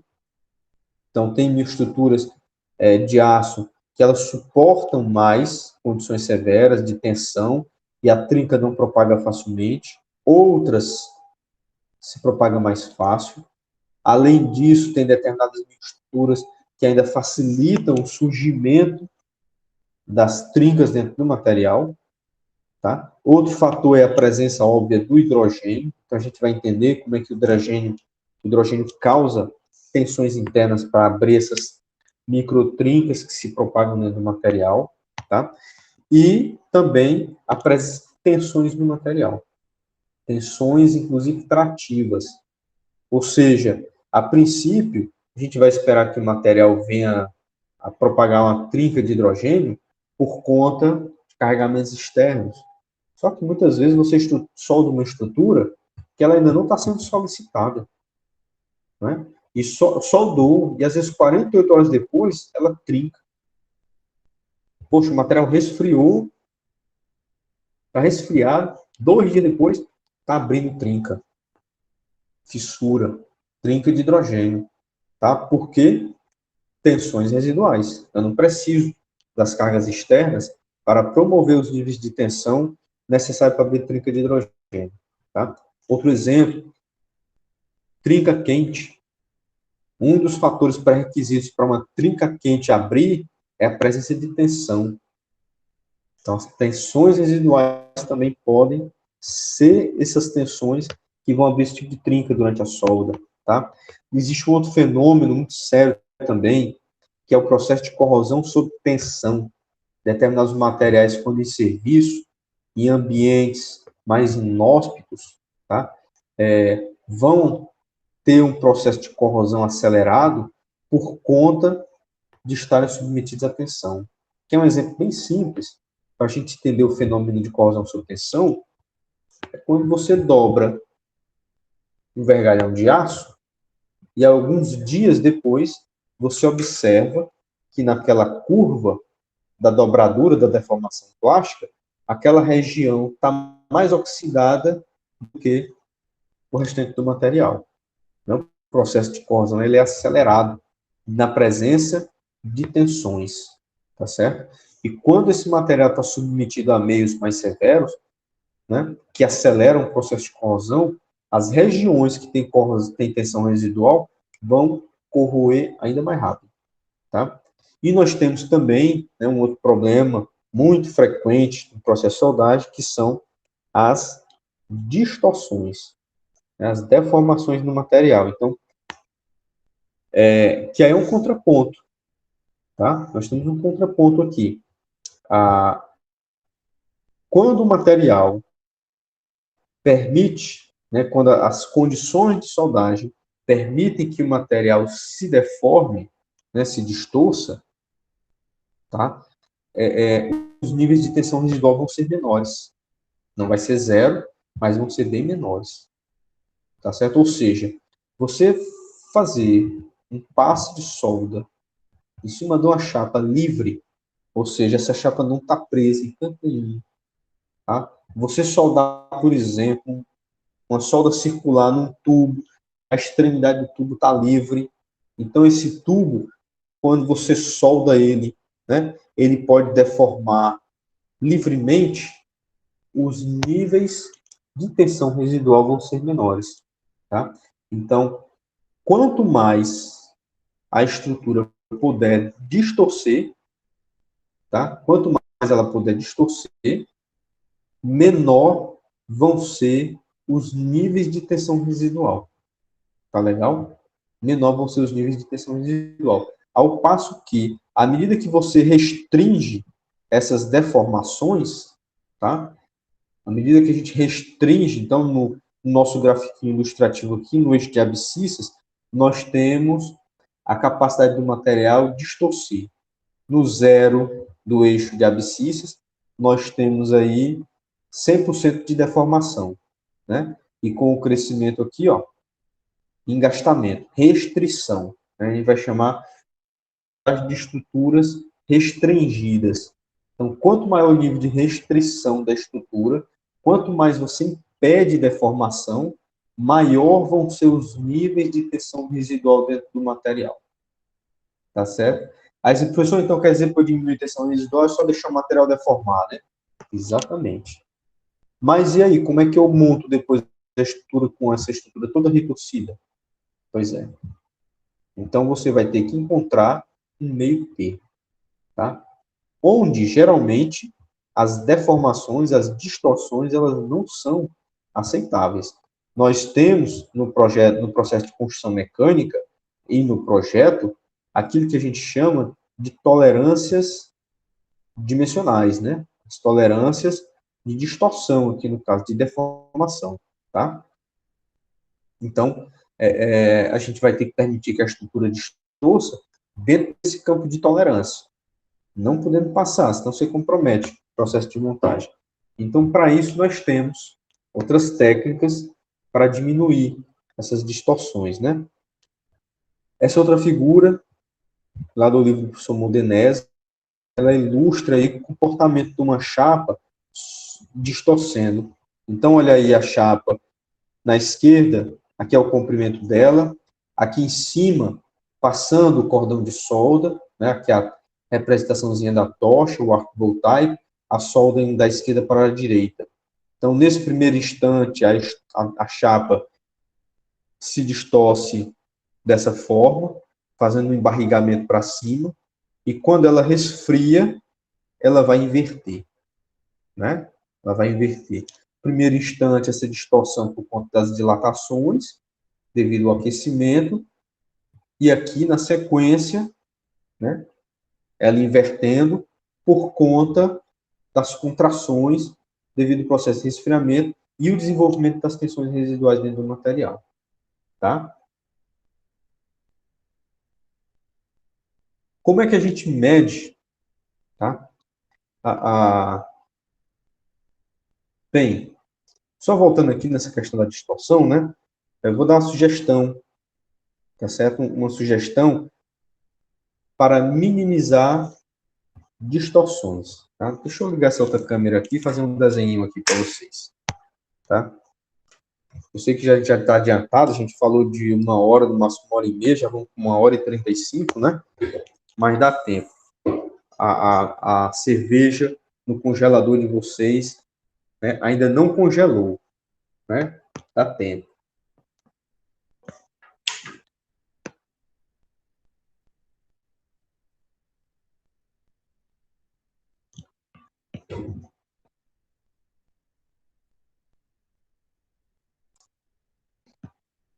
Na segunda tela, tem uma folha de papel. Vou dar aqui um exemplo, aqui, uma sugestão de como é que a gente minimiza distorção, né, conceitualmente. Né, como é que a gente minimiza isso no processo de soldagem. Então, está aqui uma tubulação, ó. Vai ser melhor aqui, ó, no escuro. Por exemplo, né, na soldagem de um tubo ou um duto,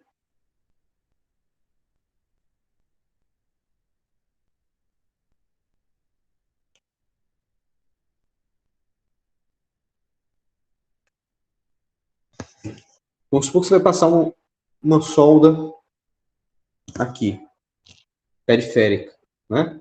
Vou unir dois segmentos desse tubo. Então, vamos olhar aqui a seção transversal dessa estrutura. O que eu vou falar para vocês aqui é um conhecimento patente, já na indústria, sabe? Mas o que vocês vão observar é que não é todo mundo que respeita isso daqui, tá? Então, aqui é a seção transversal do tubo, né, e você vai soldar.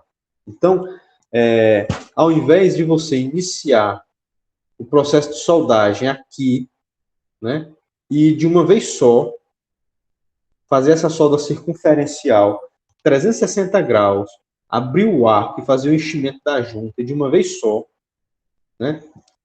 Os 360 graus, muitas vezes o que é que se faz? Com 2 soldadores, dependendo do tamanho da tubulação, né? Uma primeira estratégia, né, é um soldador iniciar bem aqui, o cara inicia bem aqui, e do outro lado, tá? Simultaneamente, você inicia solda, tá certo? Então, esses caras são perfeitamente treinados. Existe procedimento de soldagem para fazer isso daqui, né? Então, quem faz o procedimento de soldagem? Você, engenheiro mecânico, que constrói, que elabora esse procedimento. E nesse procedimento de soldagem, você vai dizer qual que é a velocidade de soldagem desse processo. Então, qual que é a velocidade de soldagem que esses caras vão trabalhar. De tal forma, quando esse soldador chegar aqui, ó, esse cara chegou aqui também. O que é que aconteceu? As distribuições de tensão que vão ser geradas desse lado aqui vão ser da mesma magnitude das distribuições de tensão do lado de lá. E elas vão estar sendo formadas de forma simétrica, de tal forma que os níveis de tensão produzidos aqui vão ser aproximadamente iguais aos de cá, equilibrando, né, as distorções da estrutura, tá certo? Uma outra forma de fazer uma solda dessa natureza, né, um soldador, é você segmentar o processo, né? Então, ao invés de fazer com 2, pode ser feito com 1, tá? Pode ser feito com 1. Dependendo do tamanho da estrutura, você vai fazer metade mais metade, né? Ou então você pode particionar isso daqui em quadrantes, né? Onde vai fazer cordão de solda 1, cordão de solda 2. Nessa sequência. Fez o 1, depois fez o 2. Espera a estrutura resfriar um pouco, tá? Aí vem aqui, ó, faz o 3 e faz o 4. Ok? É uma forma. Você está distribuindo tensões, né, de forma igual e dando tempo do material esfriar, né? Outra forma, gente, de trabalhar com o processo de soldagem, por exemplo, em uma junta, tá? Então, tudo isso que eu estou falando aqui são dicas, tá? Então, a gente aprofunda um pouco mais isso daqui quando estuda tecnologia da soldagem, né? Se você fizer uma especialização nisso daqui, aí que você se aprofunda mesmo, né? Então, um processo de soldagem onde você precisa de múltiplos passes, tá? Vamos dizer assim, você vai fazer uma solda dessa natureza aqui, ó. Teve aí o que a gente chama de passe de raiz, passe e os passes de enchimento, né? Passe de raiz, passe 2, 3, 4 são passes de enchimento. Ao invés de fazer passes muito volumosos, você fazer passes com menor volume de deposição, ao invés de fazer, sei lá, se a junta precisa de 4 passes, passa 5, né? Se ela precisava só de 3 passes, passa 4. Aí isso aí, gente, entra naquela discussão da produtividade, se cabe, se não cabe, quais são os níveis de tensão que isso pode estar comprometendo, qual é o nível de responsabilidade da junta. Tem muita coisa envolvida no processo decisório, né? Mas se de repente você se deparar com uma situação séria, estou só dando um material de grande responsabilidade, mais susceptível a trincas, né? Então está mais sujeito à tensão residual, ou então eu preciso ter um controle dimensional maior, eu preciso que isso distorça o mínimo possível, é você dividir essas passadas, né? Ao invés de trabalhar com uma junta dessa natureza, se a montagem permitir, porque muitas vezes não permite, né? Mas se a montagem permitir, você mudar o projeto do nariz da junta, trabalhar com uma junta dessa outra natureza, né? Onde você vai fazer um passe de um lado, um passe do outro, né? Então você fez aí o passe de raiz, aí fez o primeiro passe, faz o segundo do outro lado, faz mais um aqui, faz outro, fecha aqui, fechou, né? Então você foi fazendo aí um equilíbrio de um lado e do outro, se a estrutura permitir, que muitas vezes não dá, né? Vai soldar uma tubulação, não dá para você entrar para soldar dentro, né? Então, essa é uma estrutura que der, então vai, né? Estamos falando aqui de estruturas com espessuras mais elevadas, né? Então, tem tudo isso daí. E tem outra dica interessante também, tá? Às vezes, o que acontece? O cara dá o passe de raiz e, na sequência, já vem com o segundo passe, terceiro, quarto, produção, que é acabar ligeiro. Não. O nível de energia, o nível de calor que produzir uma estrutura dessa é altíssimo. Então, você espera esfriar. Aí a dica é esfriar até a temperatura ambiente? De repente, não. Se você, por exemplo, estiver trabalhando com temperatura de pré-aquecimento, o que é que você pode fazer? Monitorar uma determinada região do material próximo da solda, monitorar o próprio cordão de solda que foi depositado, monitorar a temperatura, tá? Como é que você monitora isso? Hoje em dia é muito fácil. Piômetro, né? Aquele infravermelho, aquele equipamentozinho de medir temperatura, né? Com infravermelho. Então fica lá, ó, bota o estagiário para ficar com o pirômetro ligado em cima, alcançou a temperatura, sinal para o soldador e o cara dá o próximo passo. O que é que você está fazendo aí? Está utilizando o calor do passe preliminar como temperatura de pré-aquecimento para o próximo passe. Espera esse esfriar, quando ele alcançar a estrutura, alcançar a temperatura de pré-aquecimento, você dá o terceiro passo, quarto passo, a estratégia. Né? Muito simples, tá certo? Muito simples de fazer, barato, né? Muito mais barato do que fazer pré-aquecimento, com maçarico, com manta, né? Manta de aquecimento, tá certo? Então, aí algumas para minimizar tensões residuais, tá certo?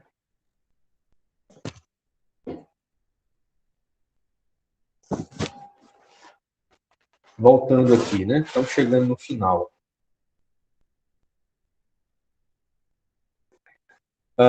Como é que a gente mede tensão residual? Aqui é a parte mais difícil, tá? Eu costumo dizer, pessoal, que em tensões residuais, o melhor que a gente pode fazer nesse campo da soldagem, né? E se você for também para os outros campos, a gente pode extrapolar o que a gente conversou aqui hoje para os processos de fundição, para o processo de conformação, processo de laminação a quente, laminação a frio, tá certo? A gente pode levar isso para lá, entende? Então, com o bom senso, a gente consegue adotar, e entendendo os conceitos que foram abordados aqui, a gente consegue ter uma boa noção de medidas preventivas, tá? Que eu gosto de chamar de boas práticas de engenharia. Por quê?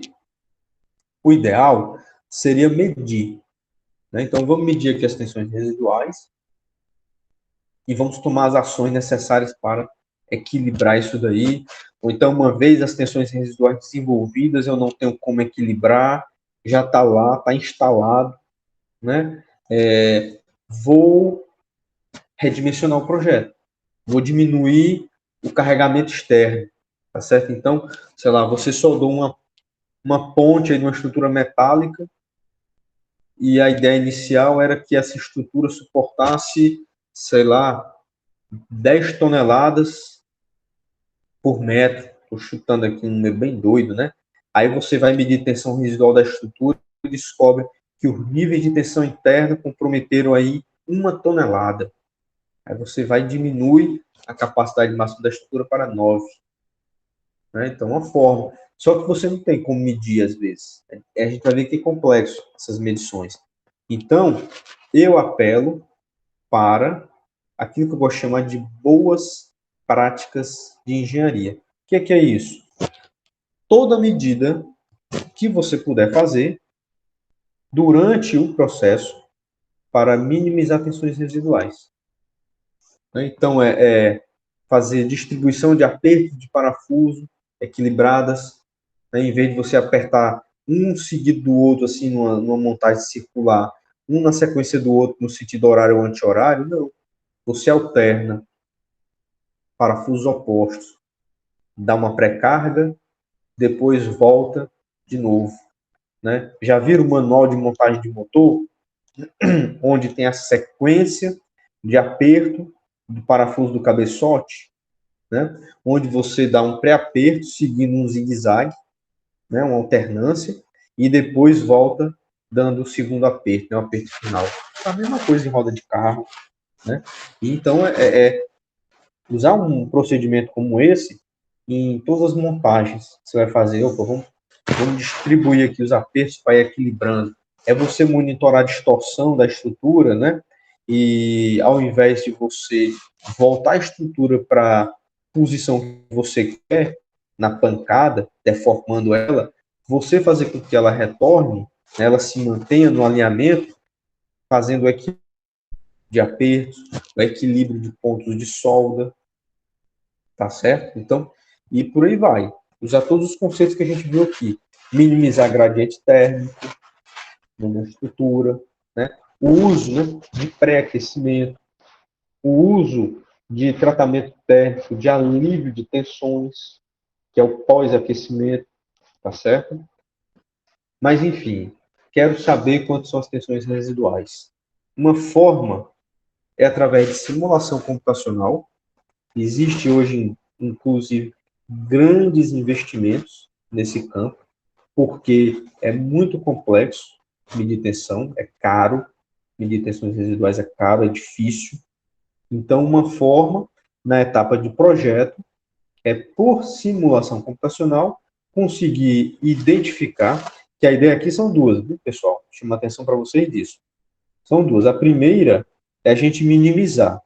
Elas vão existir sempre. Sempre vai ter tensão residual em todo tipo de construção, todo tipo de montagem. Então, o nosso objetivo é minimizar, tá certo? E o outro objetivo é, se for possível, conhecer. Se eu conheço, eu recalculo a minha estrutura. Né? Ou eu aumento a estrutura, ou eu diminuo a carga. Né? Então, geralmente, você vai dimensionar ela e considerando as tensões residuais. Né? Então, vou botar a tensão residual no meu cálculo, somando ela com o cálculo da carga externa. Né? Então, se a carga externa é de 1 tonelada, e eu fiz uma simulação computacional e encontrei que o ponto crítico da estrutura em tração é 100 quilos, então, no meu projeto, a carga de entrada não é mais 1 tonelada, é 1,1, é 1.100. Estou considerando as tensões residuais. Então, como é que eu descubro isso? Simulação computacional.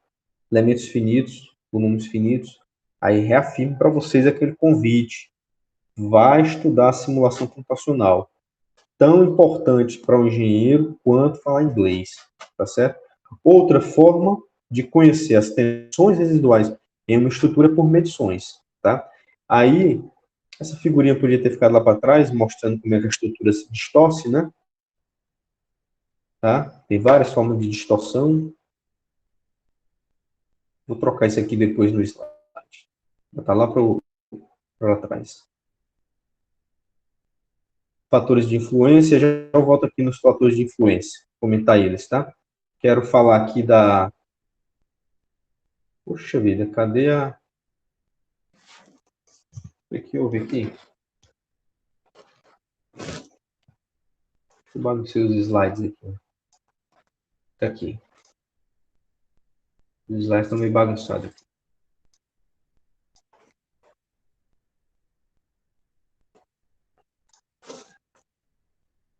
Essa tabelinha, ela traz aí diversos métodos para a medição de tensões residuais, onde, para a maioria das nossas aplicações, a gente vai utilizar os métodos para medir as tensões do tipo 1, né, as tensões de maiores magnitudes, tá? Então, você tem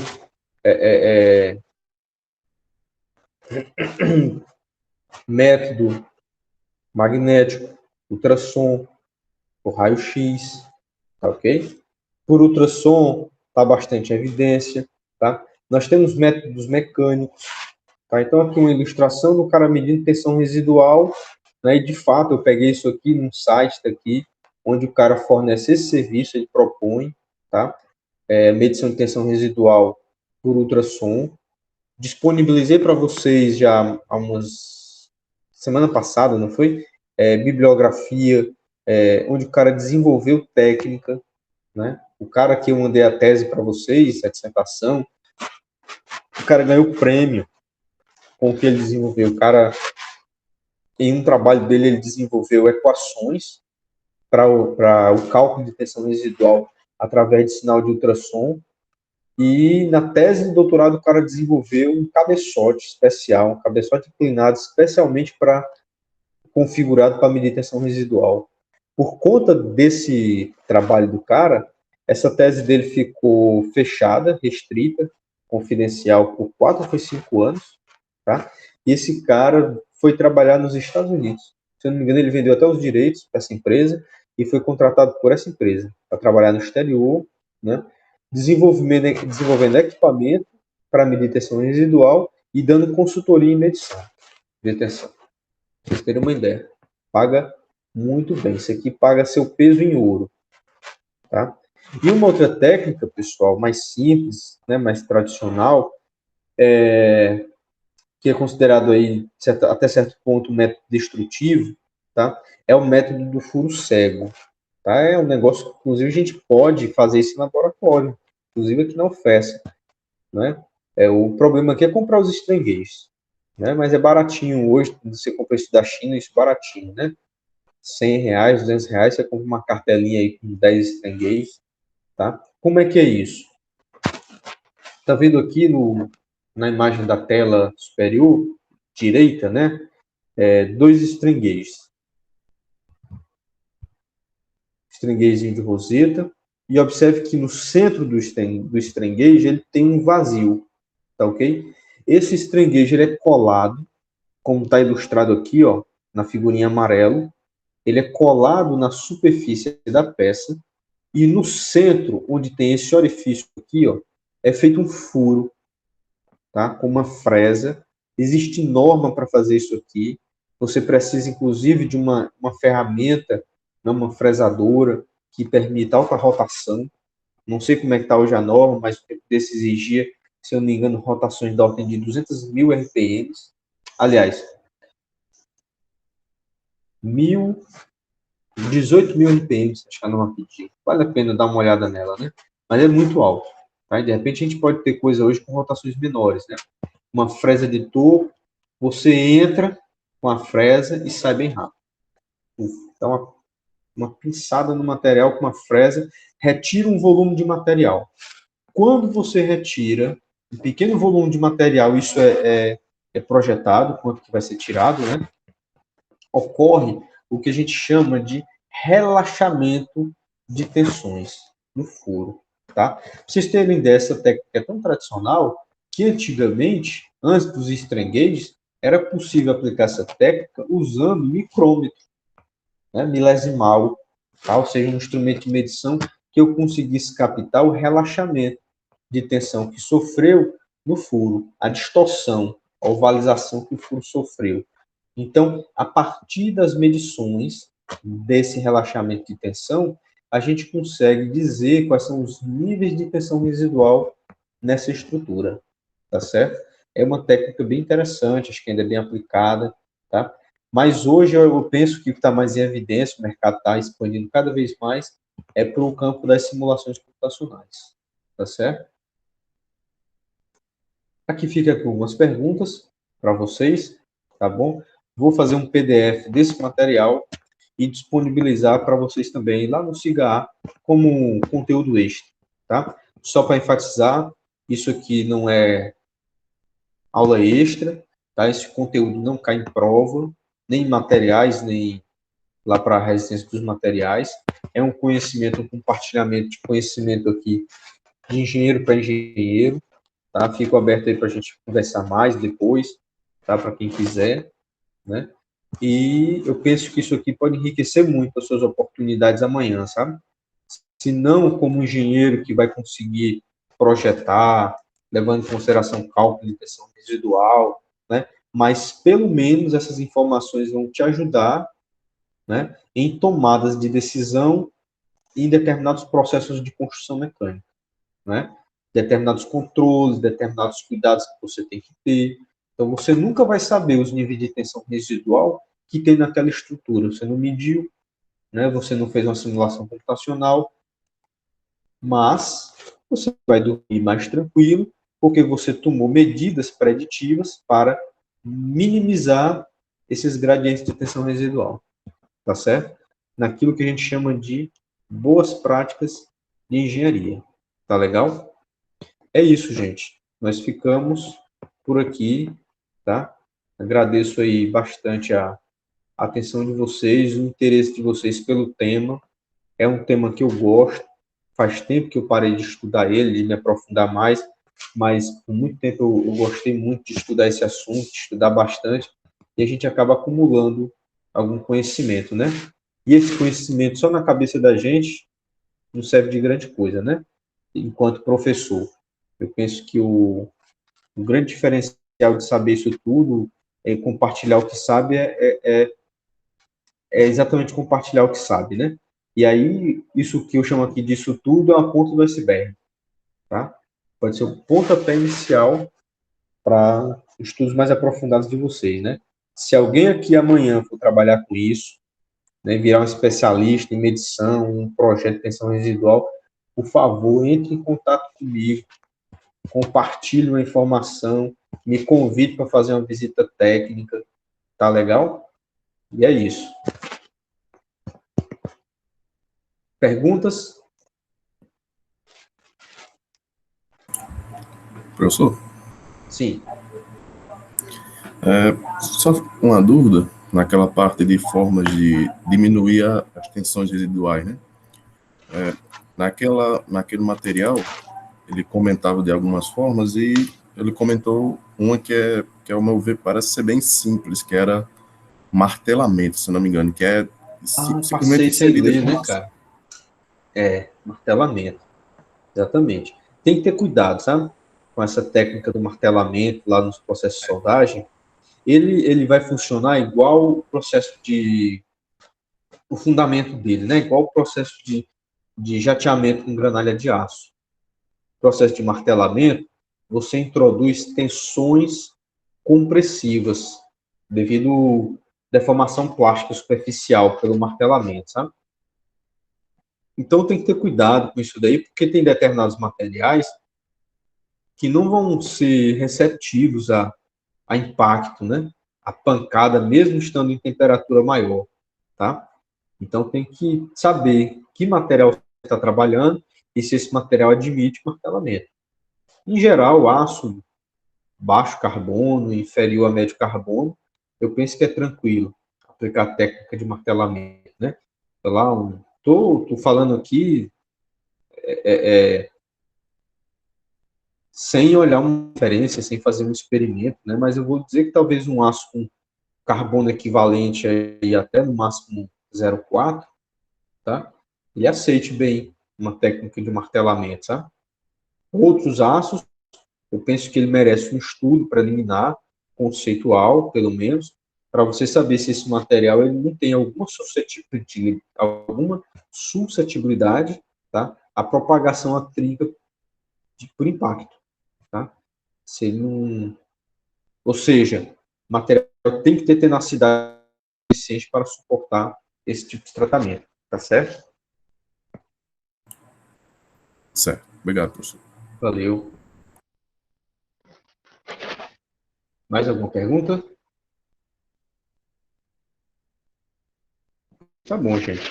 Pois, Antônio,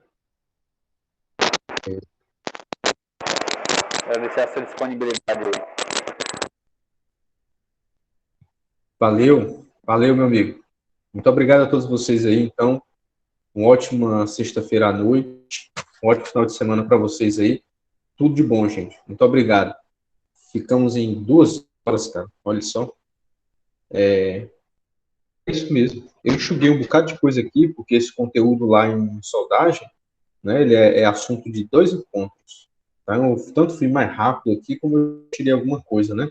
Então, amanhã, se vocês forem fazer a disciplina optativa de tecnologia da soldagem, vale a pena assistir essa aula de novo, sabe? A gente acaba comentando mais alguma coisa, se atende um pouco mais de tempo em alguns tópicos, né?